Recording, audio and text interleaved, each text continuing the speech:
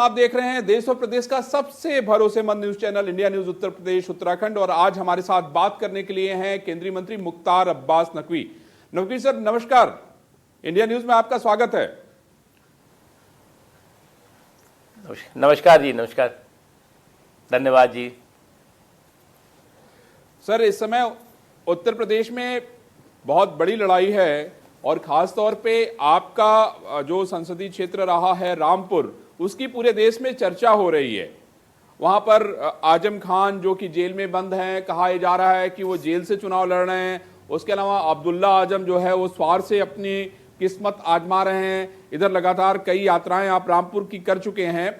नकवी साहब, मैं आपसे ये समझना चाहता हूं कि चुनाव किस तरफ जा रहा है पश्चिमी उत्तर प्रदेश का, क्योंकि पिछली बार 53 सीटें आप लोगों ने जीती थी और बहुत ही शानदार प्रदर्शन था आपका। और मैं यहां पर यह भी कहना चाहता हूं कि जो पश्चिम में जो भी पार्टी चुनाव जीतती है वो सरकार बनाती है, ऐसा देखा गया है।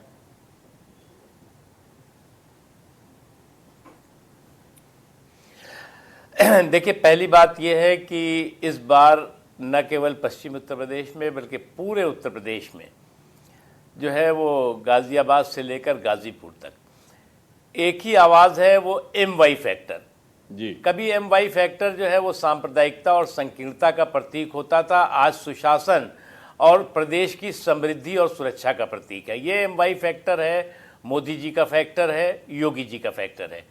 और अगर आप देखें तो इन पिछले 5 सालों में योगी आदित्यनाथ जी की और भारतीय जनता पार्टी की सरकार ने जो सबसे बड़ी उत्तर प्रदेश की ज़रूरत थी, वो ज़रूरत थी कि बलवाइयों से उत्तर प्रदेश को मुक्त कराया जाए, बाहुबलियों से उत्तर प्रदेश को मुक्त कराया जाए और बकैतों से उत्तर प्रदेश को मुक्त कराया जाए। तो ये जो 3B ब्रदरहुड था, बलवाइयों का, बाहुबलियों का, बकैतों का, उसका बंटाधार हुआ इन 5 सालों में और कानून का राज पैदा हुआ। यहाँ पर लोगों में सुरक्षा का विश्वास पैदा हुआ और जिसका नतीजा हुआ कि जो तरक्की है, जिसे कहते हैं कि जो विकास है, वो विकास जो है वो आसानी के साथ हर आदमी तक उसका जो है एहसास करा पाया। अन्यथा जो है वो हर समय जो है वो यहाँ पर गुंडागर्दी, फिरौती, अराजकता, ये सारी चीज़ थी। जहाँ तक सवाल है रामपुर का, अब राम का नाम हर जगह चर्चा में है, रामपुर का नाम हर जगह चर्चा में है।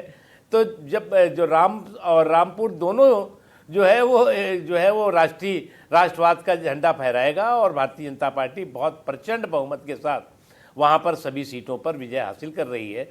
क्योंकि वहाँ पर जो है वो अब दिक्कत ये पैदा हुई है कि मुझे तो नहीं लगता कि कुछ लोग, कुछ पार्टियाँ हिस्ट्री शीटरों की जमात से जो है वो अपनी पार्टी का इतिहास लिखने की कोशिश कर रहे हैं। तो आप हिस्ट्री शीटरों की जमात से अपनी पार्टी का इतिहास लिख सकते हैं, लेकिन आपकी पार्टी का भूगोल बिगड़ जाएगा। ये बात अच्छी तरह से समझने की ज़रूरत है।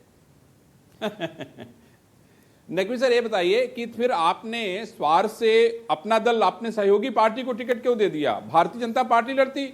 जब राष्ट्रवाद का झंडा इतना बुलंद है, राम के नाम की सब जगह गूंज है, तो मैं समझता हूं कि राम के नाम की वहां पे फिर गूंज होनी चाहिए थी।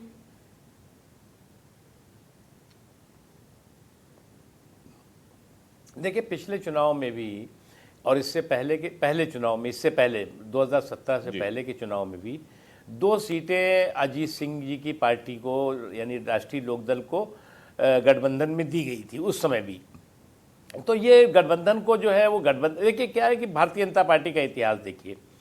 भारतीय जनता पार्टी वो पार्टी है, कांग्रेस पार्टी या जो अपने को राष्ट्रीय पार्टी कहती है, वो कहते हैं कि क्षेत्रीय दल जो है वो देश के लिए, राष्ट्र के लिए जो है वो हानिकारक है, राष्ट्र के लिए नुकसानदेह है। भारतीय जनता पार्टी ने क्या किया? 2014 का लोकसभा का चुनाव हुआ, अकेले दम पे भारतीय जनता पार्टी को बहुमत मिला, तब भी हम क्षेत्रीय पार्टियों को लेकर हमने सरकार मोदी जी ने चलाई। 2019 का भी जो चुनाव हुआ उसमें भी हमने सभी पार्टियों को लेकर के साथ चलाई और 2017 में उत्तर प्रदेश में जो चुनाव हुआ उसमें भी भारतीय जनता पार्टी जो है वो अपने बल पर जो है वो पूर्ण बहुमत में थी, लेकिन उसके बावजूद भी हमने अपने साथियों को साथ लेकर के सरकार चलाई।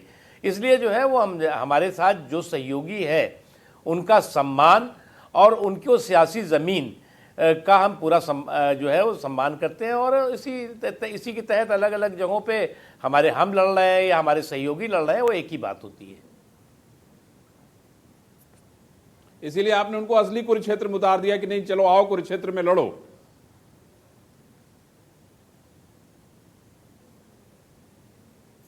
नहीं, वो सीट हमारे पास 2 बार जीती हुई सीट है, 2 या 3 बार हम जीते हैं वहाँ से।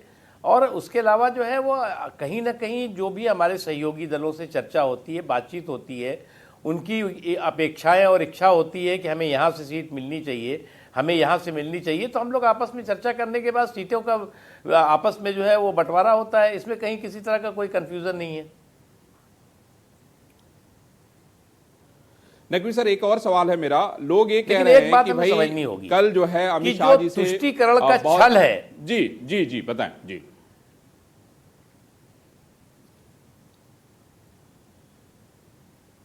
नहीं, एक चीज़ आप देखिए, अगर इन 5 सालों में और केंद्र सरकार के अगर 7-7.5 साल या लगभग पौने 8 साल हो रहे हैं, उसमें देखें कि आप मोदी जी ने, और चाहे उत्तर प्रदेश में योगी जी की सरकार रही हो, उसने तुष्टीकरण के छल को राष्ट्रवादी विकास के बल से जो है वो ध्वस्त किया है। आज तुष्टीकरण का कोई नाम लेवा नहीं रह गया है। आज जो है फिर भी कोशिश लोग करते हैं कि किस तरह से इर्द गिर्द आगे पीछे खुद नहीं कर पाते तो जो है कोई डमी तैयार कर लेते हैं, प्रॉक्सी खड़ा कर देते हैं। कभी जो है वो कहीं हैदराबाद से कोई प्रॉक्सी ले आएंगे, तो कहीं कोई जो है वो सिकंदराबाद से प्रॉक्सी लाएंगे, और ला करके वो जो काम वो खुद डायरेक्ट नहीं कर सकते, वो चाहते हैं कि उस सांप्रदायिक माहौल को में जो है वो जहर घोलने का काम करो, सांप्रदायिकता का जहर घोलने का काम करो, जिसमें वो सफल नहीं हो पा रहे हैं। एक चीज और कहना चाह रहा था सर कि इमरान मसूद, आपको याद ही होंगे, इमरान मसूद को शायद भारतीय जनता पार्टी नहीं भूल पाएगी, क्योंकि 2014 के चुनाव में आपको उनकी बातें बहुत अच्छी तरह से याद होंगी।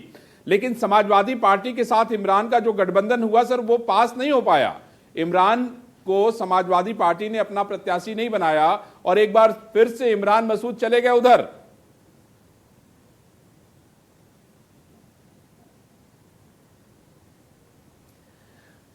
देखिए, एक बात मैं आपको बताऊं, अब चुनाव के मौसम है, सियासी सैर का भी मौसम है, कुछ मौसम जो है वो वैज्ञानिक इधर उधर करते रहते हैं, लेकिन एक बात बहुत साफ है, उत्तर प्रदेश में इस तरह के हिस्ट्री शीटरों की जमात की सरकार नहीं, बल्कि स्पष्ट जनादेश की सरकार होगी, और वो भारतीय जनता पार्टी की सरकार होगी। लोगों ने बहुत दर्द झेला है। पिछले 5 साल पहले जो जुर्म और जुल्म का माहौल था, वो जख्म आज भी लोगों के दिलो दिमाग में ताज़ा है। कोई नहीं चाहेगा कि उत्तर प्रदेश का वो माहौल जो 5 साल पहले था, जो कि आम आदमी भय और खौफ के माहौल में रहता था, किस समय किससे फिरौती मांग ली जाए, किस समय किसका जो है वो गोली चला दी जाए, बम चला दिए जाएं, हर तरफ कहीं पर ऐसा इलाका नहीं था जहां पर जो है वो कहीं फिरौती हो रही है, तो कहीं पे दंगे हो रहे हैं, तो कहीं पर जो है वो गोले बरसाए जा रहे हैं। कोई ऐसा महीना नहीं जहां पे सांप्रदायिक उन्माद ना दिखाई पड़ता हो, दंगे ना दिखाई पड़ते हो। कोई ऐसा दिन नहीं जहां पर कि जो है वो कत्लेआम और खून खराबा ना होता हो। अगर आज इससे निजात मिली है, इससे आज मुक्ति मिली है प्रदेशवासियों को, तो कोई भी प्रदेशवासी किसी भी धर्म का हो, किसी भी जाति का हो, किसी भी क्षेत्र का हो, वो कभी ये नहीं चाहेगा कि उत्तर प्रदेश को फिर से वो दुर्दिन देखने पड़े जो 5 साल पहले देखे हैं। नकवी सर, एक बात ये बताइए कि लोग ये कह रहे हैं कि भाई जयंत और अखिलेश के आने से ये गठबंधन बहुत मजबूत हो गया है पश्चिम उत्तर प्रदेश में, और कल जिस तरीके से जाट नेताओं ने मुलाकात की आपके अमित शाह जी से, और अमित शाह जी ने यह कहा कि जाट लोगों का, जाट भाइयों का हक है भारतीय जनता पार्टी पे, और उन्होंने इसमें यह भी जोड़ा कि हमने सबसे ज्यादा मंत्री बनाए हैं। मैं आपसे यह जानना चाहता हूं कि जब भारतीय जनता पार्टी ने इतने लोगों को मंत्री बनाया, इतने लोगों को टिकट दिया, तो मैं समझता हूं कि नाराजगी होनी नहीं चाहिए। और ये अखिलेश और जयंत ये कह रहे हैं कि भाई जाट तो हमारे साथ हैं, मुसलमान हमारे साथ थे ही, तो देखिएगा इस बार का समीकरण क्या निकल के आएगा।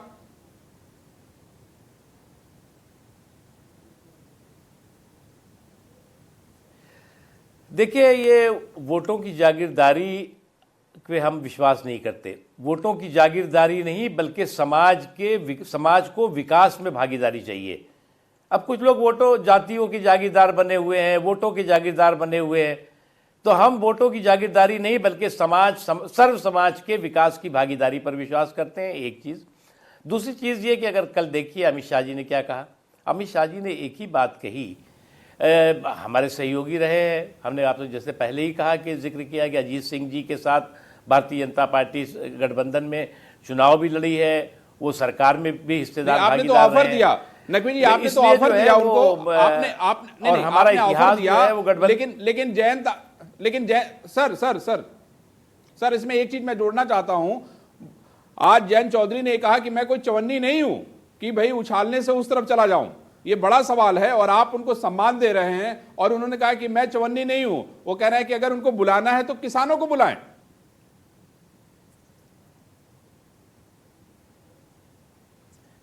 देखिए, आपने दो चीज़ें कही। एक चीज़ ये कहा कि जो एक जाट समाज है। देखिए, जाट समाज का मैं नहीं कह सकता कि हमारे साथ सारे के सारे हैं। कोई और नहीं कह सकता कि ये बहुत स्वाभिमानी और बहुत ही समझदार कम्युनिटी है। कोई ये नहीं कह सकता कि जी हमारे साथ है, हमारे जेब में है, हमारे झोली में है, हम लेके जिधर चाहेंगे उधर घुमा देंगे, उधर कर लेंगे। ऐसा नहीं होता। इसलिए जो है वो हमारा, दूसरी चीज़ कि जो जयंत चौधरी साहब की पार्टी है, पार्टी की मैं कह रहा हूँ, वो पार्टी जो है वो हमारे साथ भी रही है, उनके पिताजी हमारे साथ रहे हैं, एक चीज़। दूसरी चीज़, हमारा जो इतिहास है छोटी छोटी पार्टियाँ, क्षेत्रीय पार्टियों के साथ, वो इतिहास देख लें और पार्टियों का इतिहास देख लें। कांग्रेस पार्टी तो यहाँ तक कहती रही है कि ये जो क्षेत्रीय पार्टियाँ हैं, ये जो छोटी छोटी पार्टियाँ हैं, देश के लिए खतरा है। और हम कहते रहे कि ये छोटी पार्टियां, क्षेत्रीय पार्टियों को राष्ट्र के निर्माण का हिस्सेदार, भागीदार बनाना चाहिए, और वो करके दिखाया हमने। हम भी चाहते तो हम अकेले सरकार बनाते, उत्तर प्रदेश में चलाते। हम चाहते तो हम केंद्र में 2 बार 2014 और 19 में जो है वो चुनाव हुआ, हम चाहते तो अकेले हम सरकार बनाते। नहीं, हमने उन पार्टियों को, छोटी पार्टियां, क्षेत्रीय पार्टियों को साथ लेकर के इस देश के निर्माण का हिस्सेदार, भागीदार बनाया।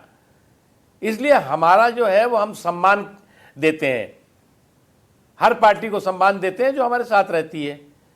अब सवाल ये पैदा होता है कि हमने क्या कहा और उस पर उन्होंने क्या रिस्पांस किया। ये तो चुनाव का वक्त है, चुनावी चौपाल पे इस तरह की बयानबाजी आप सुनते रहेंगे। जी जी जी।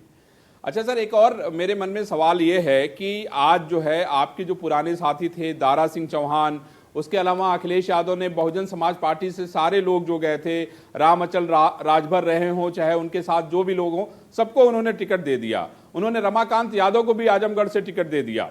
सवाल यह है कि उन्होंने गायत्री प्रजापति के पत्नी को भी टिकट दे दिया। तो मैं आपसे ये जानना चाहता हूं कि राजनीति में जो ये सब कुछ होता है, हम बातें इतनी बड़ी बड़ी करते हैं, लेकिन सवाल यह है कि हम लोग उसी रास्ते पे फिर चलने लगते हैं।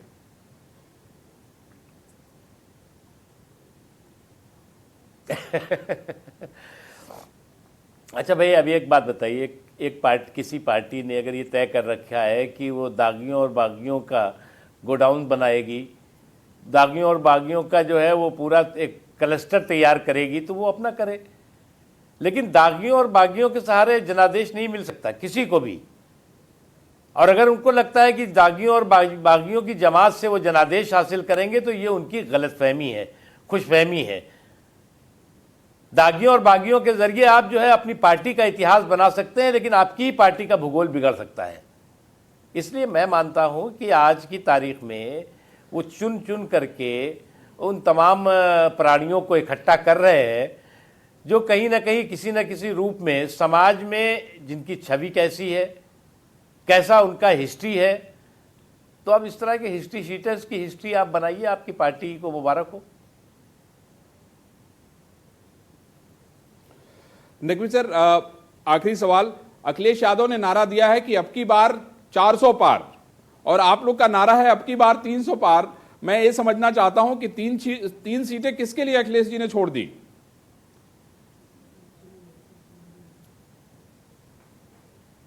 वो 3 सीटें छोड़ी होंगी अपने परिवार के लिए, हो सकता है वो जो कहना चाहते हो 403 कहना चाहते हो, या हो सकता है उसके ऊपर कहना चाहते हो।